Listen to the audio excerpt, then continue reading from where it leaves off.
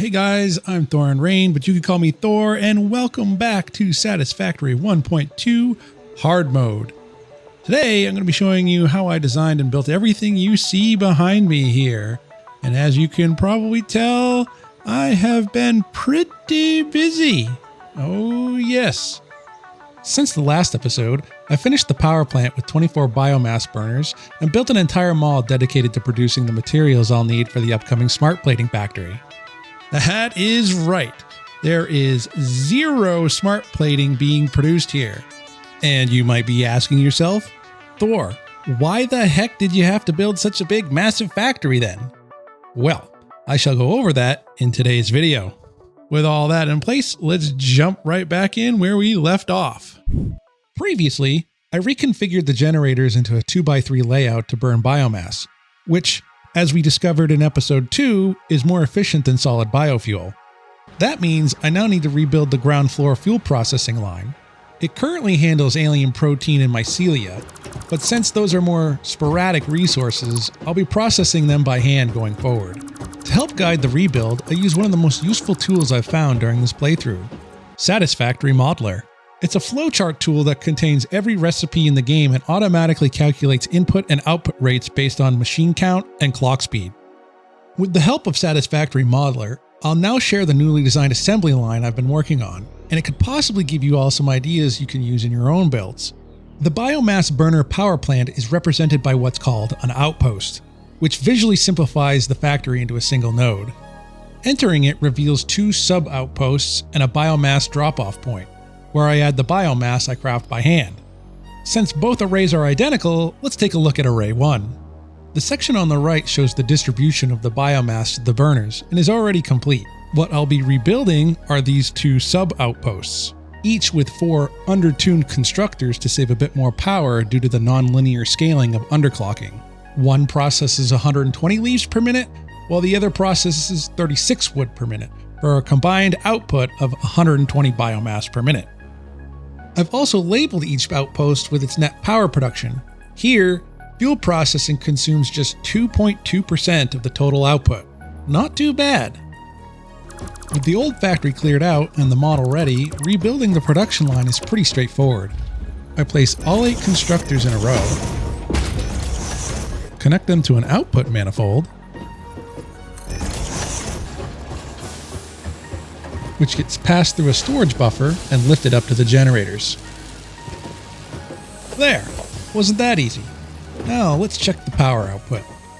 And look at that! I'm actually using slightly less power than projected. Nice! Oh yeah, I also orient the input containers perpendicular to the constructors to keep the footprint compact. And just like that, the first array is finally complete. However, Satisfactory has a way of reminding you that finished and working are two very different things.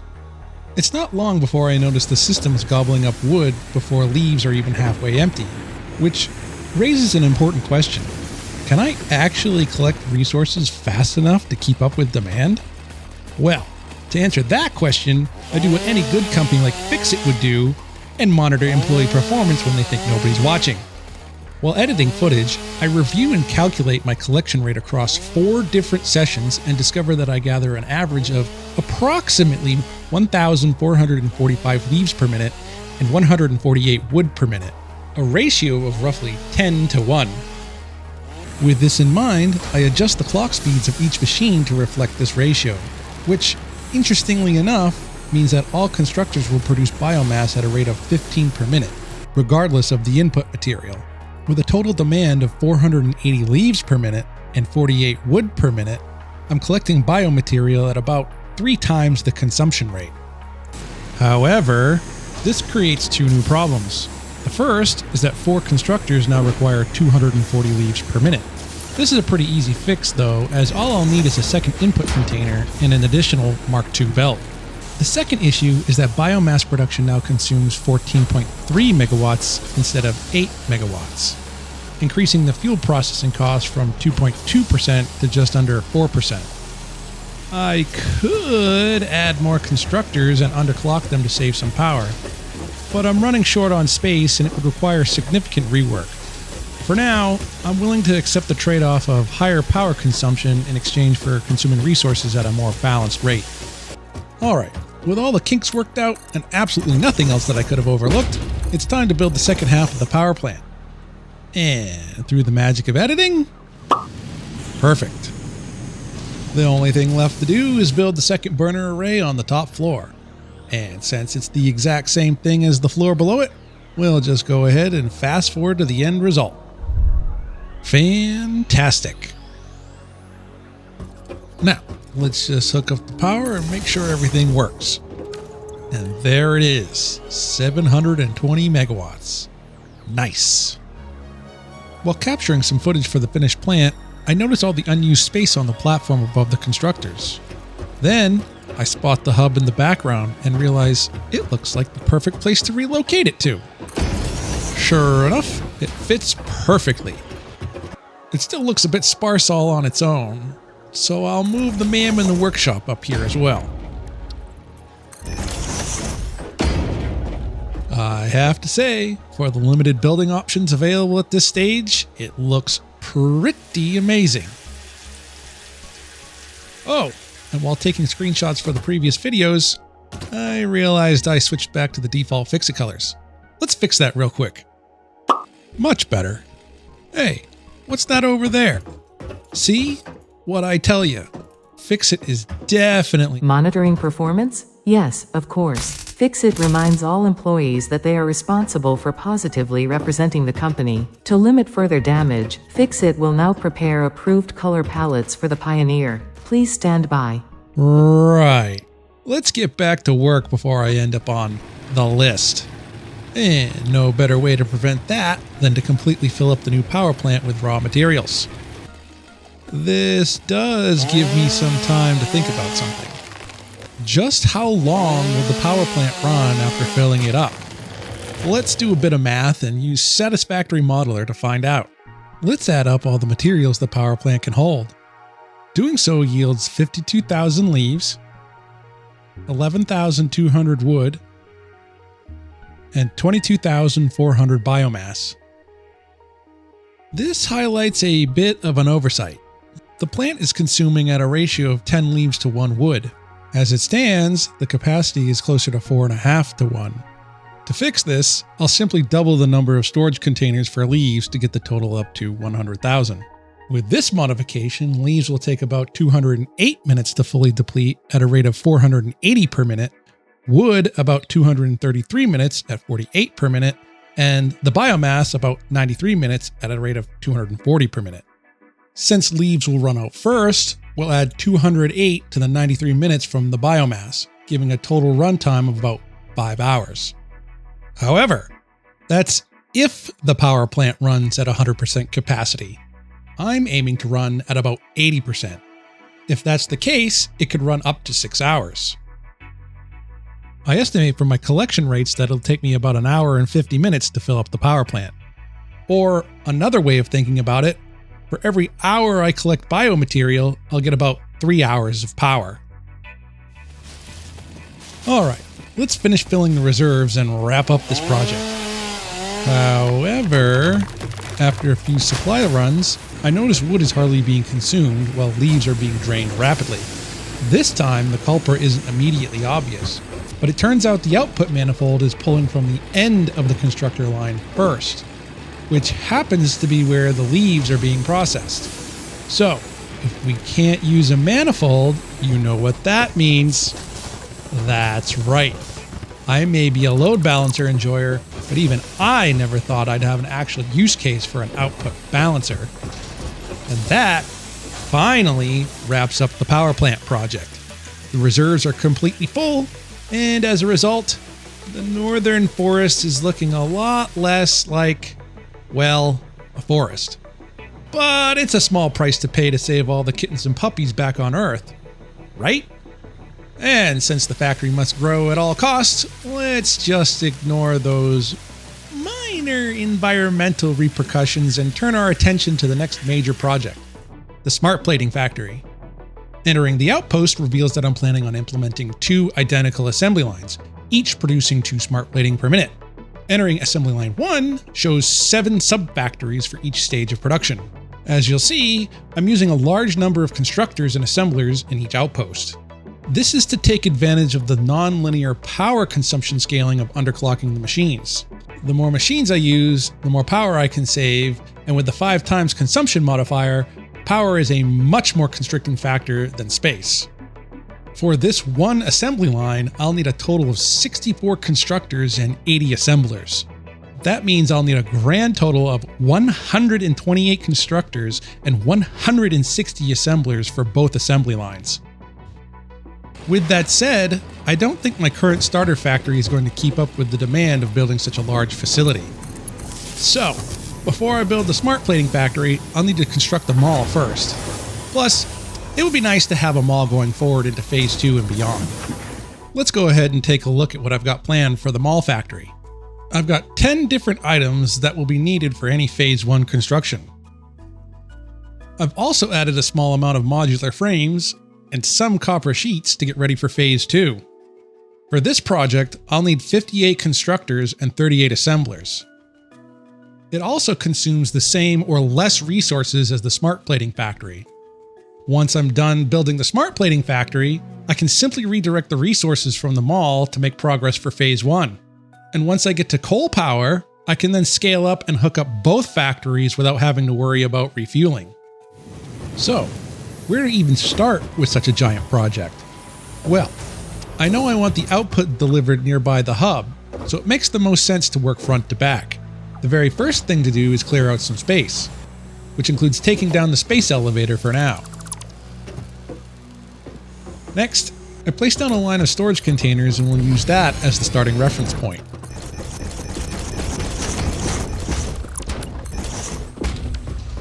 It's always good to give yourself more space than you think, so I measure out 4 tiles from the storage containers for where I'll start the modular frame factory. I then place down a few assemblers to gauge the factory's footprint, so I can get an idea of what I've got to work with for the item bus. At first, I have the idea of wrapping the conveyor belts around the factory, but it quickly gets quite bulky and wide and doesn't smoothly transition into the storage containers. I eventually settle on the idea of lifting the factory up a little and routing the belts directly underneath it.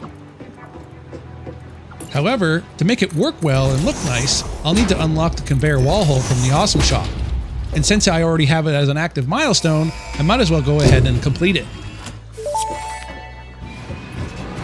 I'll just need a bit more space on the balcony here, and place down the awesome sink and the container.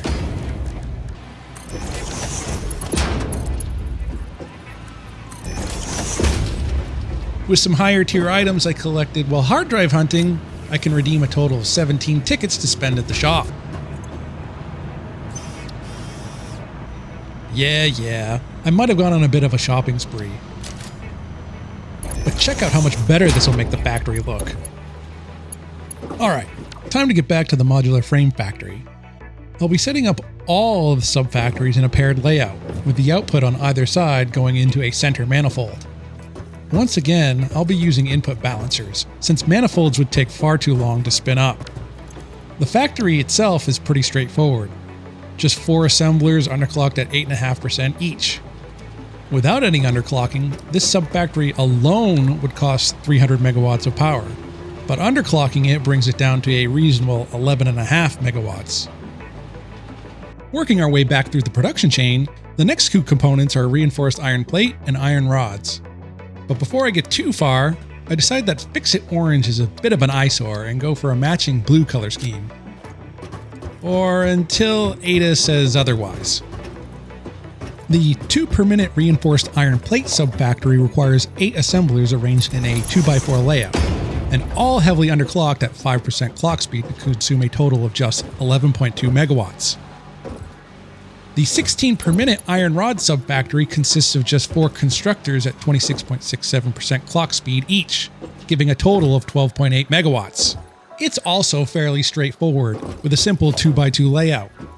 The only thing of note, really, is that half of its output will be directed to modular frames while the other half goes out to the mall. The 64 per minute iron plate sub-factory is where things start to get a little bit more interesting.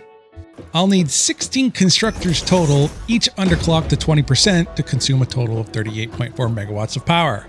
However, this time I have a design constraint. I have just enough room for a 2x4 layout of constructors. I don't, however, have enough space on either side to add a second pair, and going backwards to make it a 2x8 isn't really an option either. So, there's only one direction left to go. Up.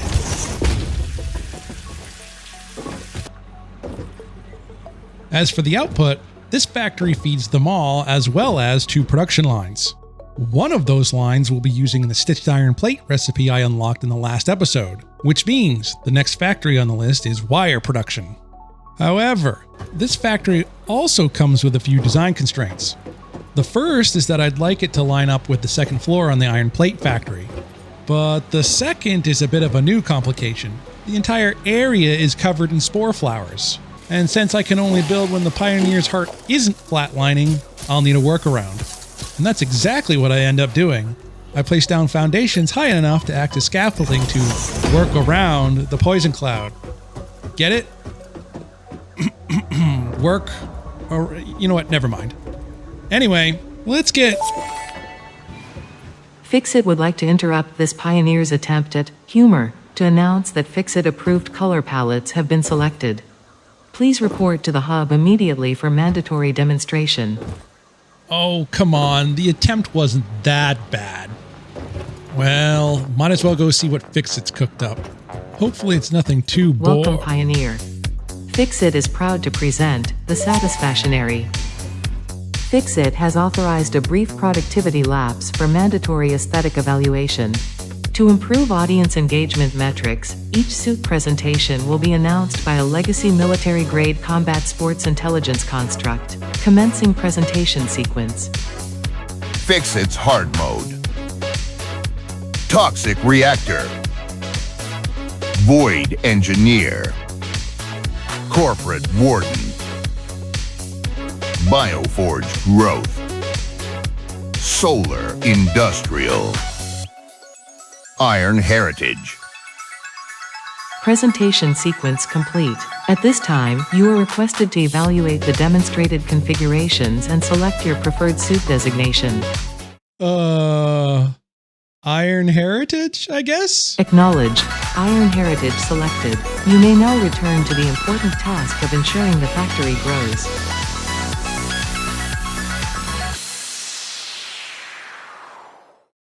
I have also updated the factory's color schemes, as the Pioneer has demonstrated questionable taste in color palettes. You're welcome. Yeah, thanks. Now, where were we? Oh right, the wire production line. I take a quick break from triggering poisonous spore clouds and lay out 3 per minute stitched iron plate factory. This one only takes 6 assemblers in a 2x3 layout, with each machine underclocked to just under 9%, consuming a total of 18.6 megawatts. The output of this factory will feed directly into the mall. After constructing some higher scaffolding, the 120 per minute wire factory will be using the fused wire recipe. This will take 16 assemblers in a 2x8 layout, each underclocked to 8.3%. It's also the biggest electricity consumer in the entire factory at around 40 megawatts. But seeing how a single unmodified assembler takes 75 megawatts with the 5x modifier, I see this as an absolute win. This sub-factory also has the most complex belt distribution in the whole build, despite only supplying 2 production lines and the mall. We'll go over that a bit later. Moving right on to the 16 per minute cable sub-factory, this one is nice and simple. Just 4 constructors in a 2x2 layout, each underclocked to 13.3% and only eating up 4 megawatts of power.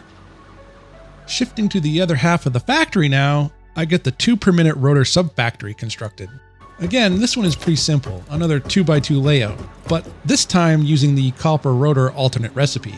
Each assembler is underclocked to 4.4% for a neat 4.8 megawatts of power. And next up, the bane of every Pioneer's existence, screws. Fortunately, I'll be using the cast screw recipe to skip an entire stage of production. Unfortunately, this is still going to be my biggest sub-factory with 24 constructors. Creating the belt logistics for a 2x12 doesn't sound too appealing. So I set it up as two 2x6 layouts, then stack the second pair above the first, just like I did with iron plates. Each machine is underclocked to pretty much 11.5%, bringing the total power cost to a healthy 26.3 megawatts. The output will feed both rotors and reinforced iron plates, with the excess being sent out to the mall. To complete the copper rotor line, I'll also need to set up the 12 per minute copper sheet subfactory. Nothing too crazy here really, 6 constructors in a 2x3 layout underclocked to 20%, for a total of 14.4 megawatts. The output on this one is split between the copper rotor line and sending it out to the mall. And finally, the last subfactory is 15 concrete per minute. Yet another 2x2 layout underclocked to 25%, costing about 12.8 megawatts and feeding directly into the mall. With each subfactory now complete, it's time to interconnect everything. Most of this is pretty straightforward, since using Satisfactory Modeler helped to keep the belt overlap to a minimum. There are some simple splits, like with the screws and iron plate factories, but there is one requirement for a 5-way split for the wires. And you might be thinking, how can you do that? 5 isn't divisible by 2 or 3. Well, I'll quickly demonstrate how this is possible, and it's easier than you might think. First, we split the input into 6 branches. Then, all we have to do is feed one of those branches back into the input using a merger. That is literally it. And with all of that, the factory is internally connected. Next, I'll need an input item bus for all the base materials, such as ingots and limestone. My tried and true method for this is using stackable conveyor poles, with each level transporting a unique item. If I need more throughput, I widen the level that needs it. If I need a new unique item, I stack a new belt one level higher. I also keep the ground level open, so if I ever need to branch off one of the belt levels, I can just run it underneath the bus. With that out of the way, the final thing to do is wire it all up. We'll go ahead and use the power of editing to skip that part. So, if I did run everything at full clock speed, it would be a staggering 4,000 megawatts of power. So let's hope I didn't make any oversights or miscalculations, or this entire project is a bust. If you've made it this far, I just want to say thanks for watching. I also really appreciate all the comments on the previous videos. This one took substantially longer to make than the first 3, and seeing your feedback genuinely helps keep me going. As I get further into the game, things are really starting to slow down. This video alone came from about 25 hours of gameplay footage that I had to review, outline, and refine. And I suspect that trend is going to continue. However, I do have a bit of an announcement to make. Starting June 22nd, I'll be streaming my progress on Twitch and debuting live streams on YouTube. So, if you'd like to join the journey to completing Phase 1 and beyond, go ahead and hit subscribe, or follow me on Twitch. I'll leave a link in the description below. Also, let me know what you thought of the Satisfactory. Was it a good addition? Should I have picked a different suit color for this run? I'm actually reconsidering the FICSIT hard mode palette, so let me know what you think in the comments. And if you're new to the series, or just want to catch up on an older video, those should be showing up on the screen now. That is all I've got for you for today. Have a good one.